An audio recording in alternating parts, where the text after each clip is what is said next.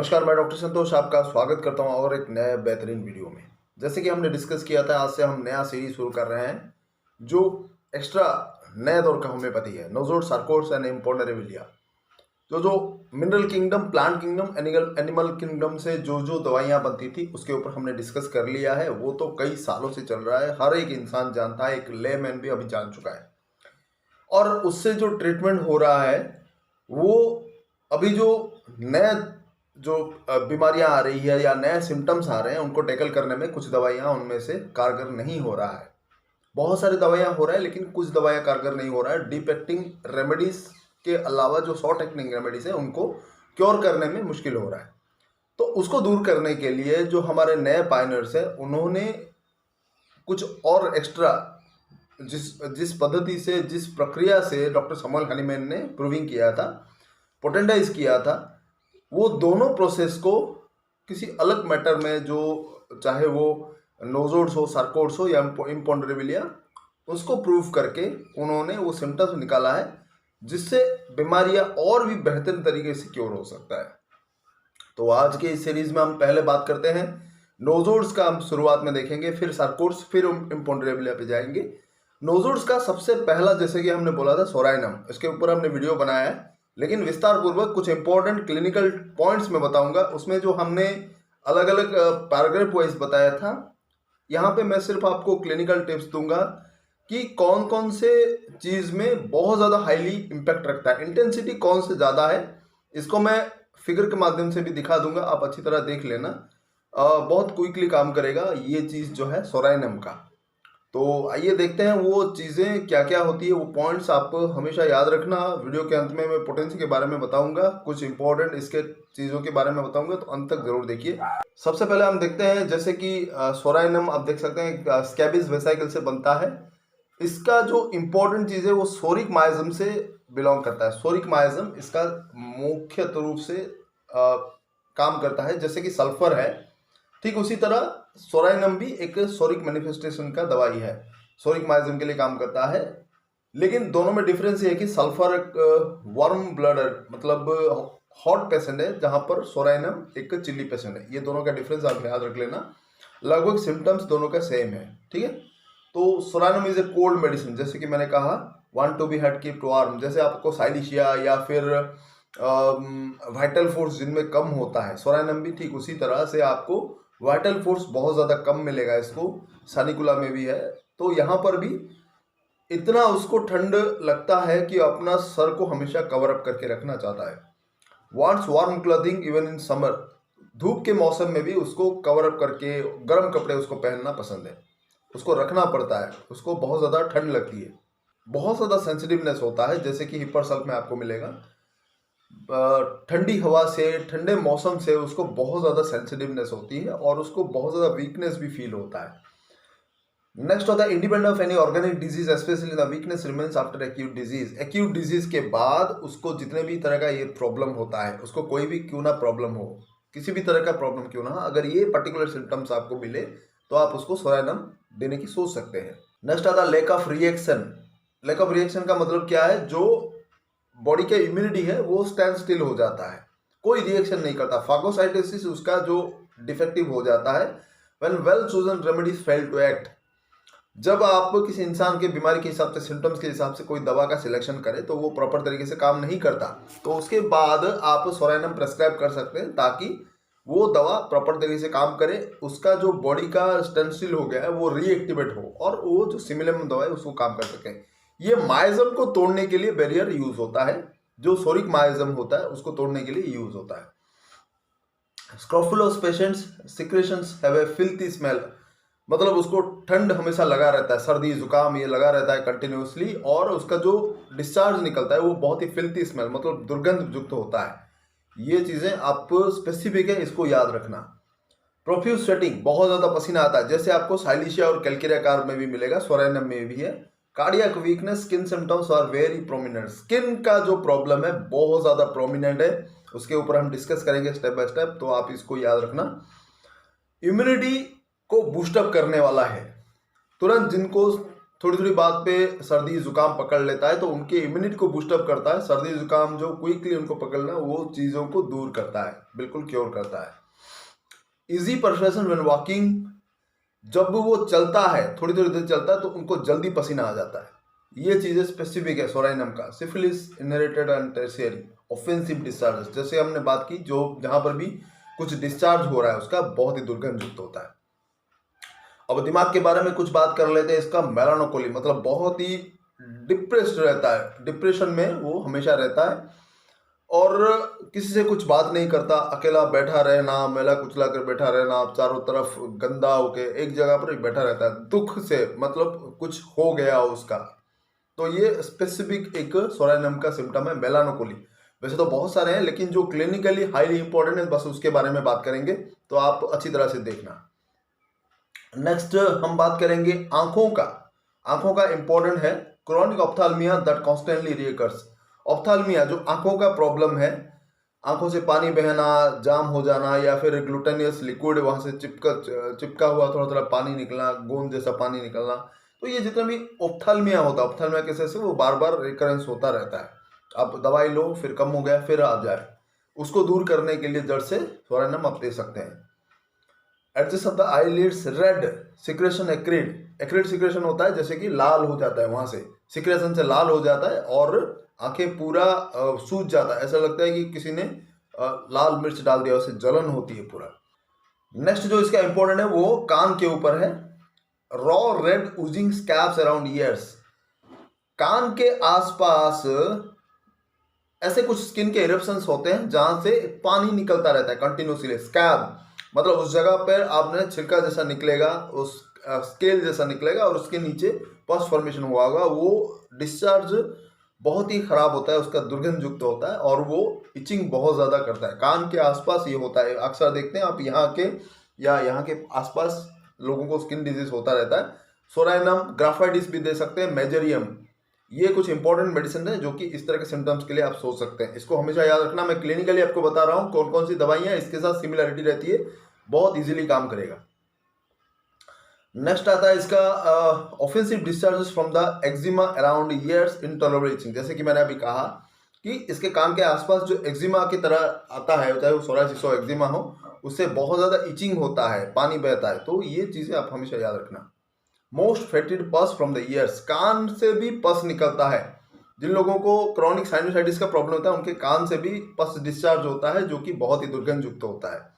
तो ये ओटोरिया में भी काम करता है। ओटोरिया मतलब कान से पानी बहना, जैसे कि आपको हिपर सल्फ में भी मिलेगा, काली म्यूर में मिलेगा, साइलिशिया में मिलेगा और इसमें भी सोराइनम में भी आपको मिलेगा, लेकिन इसका बहुत ज़्यादा दुर्गंध युक्त होता है, इसको आप हमेशा याद रखना। अभी हम फेस के बारे में बात करते हैं। फेस का कुछ इंपॉर्टेंट सिम्टम जैसे ह्यूमिड इरप्शंस ऑन फेस। जैसे हमने बात किया कि स्किन का बहुत ही इंपॉर्टेंट है, हर एक जगह पर स्किन में इसका ज़्यादा इम्पैक्ट रहता है, तो फेस पे भी ह्यूमिड इरप्शंस होता है। इरप्शंस ह्यूमिड मतलब वो छुएंगे तो ड्राई नहीं होता, सल्फर की तरह, यहाँ पर थोड़ा पानी का रिसाव होता रहता है और वहाँ पर थोड़ा नमी देखने को मिलती है। स्किन का इरप्शंस जहाँ भी होता है आमतौर पर यहाँ पे आंखों के आसपास और सर के यहाँ पर जो होता है वहाँ पर नमी आपको देखने को मिलेगा। आप छुएंगे तो ऑयली और नमी आपको देखने को मिलेगा, ये सोराइनम में। तो ये हो गया फेस का। अभी हम बात करते हैं थ्रोट रिलेटेड सिम्टम्स क्या है। मतलब ये ट्यूबरकुलोसिस वाला जितना लक्षण है, खांसी होना, जो ग्लैंड्स होता है उनमें सूजन आ जाना और बार बार उसको जो वल्गम आता है वो निकल आना, तो ये सारे जो तमाम सिम्टम्स होते हैं, क्विंसी बोलते हैं इसको, जो कि ट्यूबरकुलर सिम्टम्स होते हैं, तो वो जब उस टेंडेंसी को दूर करता है, ये इम्यूनिटी को बूस्टअप करता है। नेक्स्ट हम बात करते हैं स्टमक के ऊपर। Very hungry always, must have something to eat in the middle of the night. जैसे कि मैंने शॉर्ट वीडियोस में अपने डॉक्टर संतोष हेल्थ टिप्स वाले शॉर्ट वीडियो में कहा, उसे डिटेल्स टिप्स मैंने एक एक करके बताया है सोराइनम में, कि उसको भूख बहुत ज़्यादा लगती है। भूख बहुत ज़्यादा इतना लगती है कि वो रात को भी उठ के खाना चाहता है और वो टॉलरेट नहीं कर पाता, भूख उठकर सोते हुए उठकर खाना चाहता है। नेक्स्ट चीज़ है उसको खाने के बाद आराम मिलता है। जैसे आपको एनाकार्डियम में हमने डिस्कस किया, आयोडम में है, तो ये दोनों दवाइयों के साथ आप सोराइनम को भी दे सकते हैं, इसमें वो चीज़ें सारा इम्प्रूवमेंट आता है। अब हम स्टूल का देखते हैं। जो लेट्रिन आता है स्टूल, वो कैसा रहता है? Bloody, excessively fatty, dark fluid. Bloody होता है, उसमें म्यूकस आता है, ब्लड आता है, म्यूकस आता है, जैसे डिसेंट्री में आना हो, लेकिन इसमें ज़्यादा दर्द, मरोड़ वगैरह जो मैरकोर में आपको मिलेगा वो मरोड़ नहीं होता। ये नॉर्मली ब्लड आता है, म्यूकस आता है, और वो डार्क फेटिड होता है, बहुत ज़्यादा दुर्गंध युक्त होता है, और काला काला हो सकता है या फिर बहुत ब्राउनिश डार्क हो सकता है।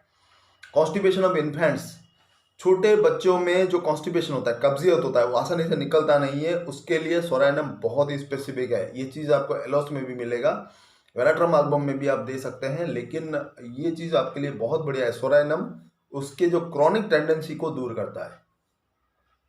नेक्स्ट आता है फीमेल का, लिकोरिया भी उसी तरह से फेटिड होता है। लिकोरिया जो वाइट डिस्चार्ज होता है उसी तरह से फेटिड होता है और बहुत ज़्यादा लंपी होता है, उसके साथ कमर दर्द होता है, डेबिलिटी भी फील होता है, और ये उसके साथ साथ एक्नी पिंपल्स भी उनको देखने को मिलता है। रेस्पिरेटरी प्रॉब्लम के लिए बहुत ही इंपॉर्टेंट है सोरानियम। अस्थमा के लिए, डिस्निया, सांस लेने में तकलीफ के लिए ये क्रॉनिक रूप में काम करता है। Polycrest remedy, anti miasmatic remedy के रूप में भी काम करता है। इसका एक पर्टिकुलर मोडालिटी है, आप इसको याद रखना, वॉर सिटिंग अप, उठकर बैठने में उसका कंडीशन बहुत ज़्यादा खराब हो जाए, सांस लेने में तकलीफ बहुत ज़्यादा बढ़ जाता है। उसको अच्छा कब लगता है? सोते हुए उसको अच्छा लगता है, लाइंग डाउन, उसको सोने से उसको आराम मिलता है। And keeping the arms spread wide apart, अपने हाथों को ऐसे फैला के रखने से वो उसको आराम मिलता है। जैसे आपने देखा होगा शाहरुख खान अक्सर अपने हाथों को ऐसे फैलाता है जो गीत तरह तरह के मूवीज़ में, तो उसी तरह से अगर हाथों को आप फैला के रखेंगे तो सोरानियम का जो सांस लेने की तकलीफ है उसको भी आराम मिलेगा। यही चीज़ आपको हिपर सल्फ में भी मिलेगा, पीछे की तरफ झुकने से उसको आराम मिलता है और अपने हाथों का स्प्रेड करके रखने में भी आराम मिलता है, लेकिन सोरानियम में उसका बहुत ज़्यादा इंटेंसिटी हाई है। तो अस्थमा और रेस्पिरेटरी प्रॉब्लम के लिए बहुत ज़्यादा इंपॉर्टेंट है। ड्राई कफ भी होता है, हार्ड कफ भी होता है, उसको छाती में दर्द होता है और वीकनेस फील होता है, जैसे आपको स्टानम मेटालिकम में मिलेगा और ब्रायोनिया में भी मिलेगा।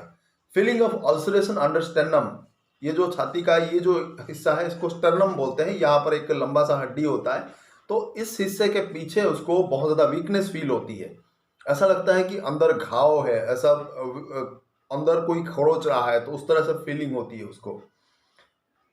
Pain in the chest better lying down, उसका छाती में दर्द होता है, लाइंग डाउन सोने से उसको आराम मिलता है, जैसे आपको ब्रायनिया में भी मिलेगा, काली कार्ब में भी मिलेगा, सोने से आराम मिलता है। Hay fever returning every year, hay fever एक तरह का बुखार है जो कि बाहर कंट्रीज में होता है, तो वो हर साल उसको आता रहता है, तो उसके लिए भी आप दे सकते हैं। अब एक्सट्रीमिटीज के ऊपर बात कर लेते हैं, हाथ और पाँव के, खासकर eruptions around finger nails, finger के जो नेल्स होते हैं नाखून के आसपास, उसके वो इरप्शंस होता है, इस तरह का फंगल इन्फेक्शन होता है, उसके लिए भी काम करता है। जैसे आपको ग्राफाइटिस में मिलेगा, एंटीम क्रूड में मिलेगा, सोरानियम में भी है, बहुत बढ़िया काम करता है। यहाँ पर फंगल इन्फेक्शन जितने भी नाखून के आसपास होता है उसमें भी काम करता है। स्किन का मामला में तो ये अव्वल दर्जे का है। अभी स्किन के बारे में डिस्कस कर लेते हैं। डर्टी लुकिंग, ड्राई, लस्टरलेस, बाल से लेकर सर से लेकर पाँव तक जितने भी स्किन कंडीशन है पूरा एकदम ड्राई रहता है, लस्टरलेस रहता है, डार्टी, गंदा मैला तरह का वो आदमी रहता है, स्किन उसका पूरा गंदा रहता है, डार्क कलर का रहता है, तो उसमें भी बहुत सारा काम करता है। एक और चीज़ है, ये जो जितने भी बॉडी के स्किन के जो मामले, एक्जिमा हो, सोराइसिस हो, फंगल इन्फेक्शन हो, हर तरह की चीज़ के लिए ये बहुत ज़्यादा काम करता है, कारगर साबित हो सकता है। तो हर तरह के स्किन डिजीज़ में आप देखना जो उसके मोडालिटी से, ये चिली पेशेंट होना चाहिए, इसके जो नमी होना चाहिए इसके स्किन के प्रॉब्लम में, और ये माइजमेटिक टेंडेंसी रहना चाहिए, उसका जितना भी एक्शन हो प्रॉपर तरीके से आना चाहिए, वो नहीं आता, और वो पेशेंट इंडोलेंट होकर रहता है, मतलब मैला कुचला होकर रहता है, डर्टी लुकिंग होता है, ये सब आप देखेंगे किसी भी तरह के स्किन डिजीज में इसको अप्लाई कर सकते हैं। इचिंग बहुत ज़्यादा रहता है। एनलार्ज्ड ग्लैंड्स, स्किन में किसी भी जगह पर ग्लैंड्स हो, चाहे वो सेबासियस ग्लैंड्स हो या फिर बॉडी में किसी भी जगह पर, कोई भी जगह पर ग्लैंड्स हो, उसमें सूजन रहता है और वो दर्द होता है उसमें थोड़ा थोड़ा। तो oil skin, indolent answer, oily skin, skin oily होता है, जैसे आपको नेट्रोम्यूर में मिलेगा, इसका स्किन भी ऑयली होता है और बहुत ज़्यादा उसमें स्कैब्स निकलता है, जैसे कि स्केल्स होता है, काली सॉल्फ में मिलेगा। अर्टिकारिया भी उसमें आता है, पस्ट्यूल्स भी आता है फिंगर नेल्स के आसपास, स्पष्ट फॉर्मेशन थोड़ा थोड़ा है जो पिंपल्स की तरह निकलता है, उसमें भी काम करता है, और अर्टिकारिया में भी बहुत ज़्यादा काम करता है। कुछ खा लिया आपने, कुछ एलर्जिक रिएक्शन हो गया, उसके बाद अर्टिकारिया हो गया, तो उसके लिए भी बहुत ज़्यादा काम करता है। मोडालिटीज आप अंत में देख लेते हैं, मोडालिटीज के क्या क्या उसका होता है, चाहे किसी भी तरह का स्किन डिजीज हो, आप मोडालिटी को देखना। Worse coffee, 94% does not improve while using coffee. Coffee पीने से अगर पेशेंट का दर्द या कोई भी प्रॉब्लम हो बहुत ज़्यादा बढ़ जाता है तो वो 94% का लक्षण है, इसको आप अच्छी तरह से याद रखना। वर्स फील कब होता है, changes of weather, hot sunshine from cold, उसको खराब कब फील होता है, मौसम में चेंजेस आना, बारिश के मौसम में हो, ठंड के मौसम में हो, या फिर हॉट सनशाइन, बहुत ज़्यादा तेज़ गर्मी है तो वहाँ पर भी उसको बुरा फील होता है, उसके स्किन डिजीज का प्रॉब्लम बढ़ जाता है, उसका जहाँ पर भी कोई प्रॉब्लम है वो सब बढ़ जाता है। Dread of least cold air and draft aware, अगर उसका थोड़ा सा भी हवा आ जाए कहीं से, जैसे कि हिपर सेल्फ में वो चौंक जाता है, उसका कंडीशन खराब हो जाता है, ठीक सोरेनम में भी उसी तरह से ये एक तरह से मिलता जुलता है हिपर सेल्फ के साथ, उसमें भी स्किन कंडीशन बहुत ज़्यादा होता है तो इसमें भी स्किन कंडीशन दोनों के आप देखना। Hepar self generally neat and clean रहता है लेकिन सोरेनम थोड़ा डर्टी रहता है, ये दोनों में डिफरेंस है, आप अच्छी तरह देखना। उसको अच्छा कब लगता है, बेटर, अभी मोडालिटी में हम देखते हैं बेटर, उसको एमिलोरेशन जिसको बोलते हैं। हीट वार्म क्लॉथिंग, गर्म रहने से उसका लगता है, कवर अप करके रहने से अच्छा लगता है, जैसे कि मैंने थोड़ी देर पहले कहा है कि उसको समर सीजन में भी कवर करके रखना पड़ता है, ओढ़ के रखना उसको अच्छा लगता है। तो ये चीज़ को आप याद रखना, मोडालिटी अगर आपने याद कर लिया तो उसको अच्छा कब लगता है, बुरा कब लगता है, किसी भी तरह के स्किन डिजीज में आप अप्लाई कर सकते हैं। तो ये तो हो गया जनरल इंपॉर्टेंट थिंग्स सोरेनम के बारे में, जैसे हमने डिस्कस किया था ये कॉम्प्लीमेंट्री है सल्फर के साथ। सल्फर एक हॉट पेशेंट है, सोरेनम चिल्ली पेशेंट है। अगर सल्फर किसी लोग पर्सन में इंडिकेट करता है और वो काम नहीं करता तो आप उसको सोरेनम दे सकते हैं, ये उसके जो बीमारी को जड़ से खत्म करता है, तो उस चीज़ को आपको देखना पड़ेगा अच्छी तरह से। और अभी पोटेंसी के बारे में डिस्कस कर लेते हैं। पोटेंसी देखिए स्किन का मामला है, जैसे आप सल्फर को कॉशियसली यूज करते हैं, सोरेनम का भी उसी तरह से बहुत ही कॉशियसली यूज करना पड़ेगा वरना एग्रावेशन हो सकता है। एक नोजोड है, सल्फर से भी ज़्यादा डीप एक्टिंग है, तो इसको भी थोड़ा देखभाल करके आपको लेना पड़ेगा, फिजिशियन के हिसाब से लेंगे तो अच्छा रहेगा। अगर आप नॉर्मली लेना चाहते हैं तो 30 पोटेंसी में दिन में 2 बार करके 5-7 दिन लीजिए, फिर 200 का एक सिंगल डोज दीजिए। सिंगल डोज का मतलब है एक ही बार लेना है, 1 या 2 बूंद 1 चम्मच पानी में लेकर बस उसको लेना है और बस छोड़ देना है 10 से 15 दिन। उसका एक्शन देखना है, होता है क्या, चेंजेस आता है, इंप्रूवमेंट आता है तो आप उसको छोड़ देना है। जैसे ही इंप्रूवमेंट रुक जाए फिर उसका 1 ml का एक सिंगल डोज देना है, 1 बूंद 1 चम्मच पानी में मिलाकर आपको देना है और वेट करना है आपको पूरा 1 महीना। ये उसका प्रॉपर डोज है। स्किन का मामला है, एग्रावेशन हो सकता है तो आप इसको थोड़ा देखभाल करके देना है वरना आप खतरे में पड़ सकते हैं और पूरा सर से पांव तक फैल जाएगा पूरा। तो सल्फर की तरह ये भी एक deep acting polycrest constitutional remedy है, इसको भी बहुत ही सावधानी से आपको यूज करना है। तो ये था आज का जो इम्पोर्टेंट वीडियो, सोरेनम के ऊपर नोजोड का सीरीज हमने स्टार्ट किया है। हर एक वीडियो को आप शुरुआत से लेकर अंत तक जरूर देखिए, सबके लिए महत्वपूर्ण है। ऐसे ही बेहतरीन वीडियोस हम आने वाले दिनों में पेश करेंगे, तो बने रहिए मेरे तीनों चैनल्स के साथ। जो पुराना चैनल है डॉक्टर संतोष कुमार पाढ़ी, 2 नए चैनल है doctor Santosh health care international और doctor Santosh health tips. Doctor Santosh health tips में हम शॉर्ट वीडियो के माध्यम से एक एक पॉइंट को बारीकी से देख रहे हैं, तो वो चीज़ें आपको कहीं पर नहीं मिलेगा। वो अगर जान गए तो आप किसी भी पेशेंट को अच्छी तरह से ट्रीटमेंट कर सकते हैं, चुटकी बजा के ट्रीटमेंट कर सकते हैं। वो शॉर्ट वीडियोस को आप मिस मत करिए, चैनल पे जाइए और शॉर्ट वीडियोस को देखिए, उसको नोट जरूर कर ले, बहुत ही काम में आएगा। बहुत बहुत धन्यवाद, बने रहिए, नमस्कार।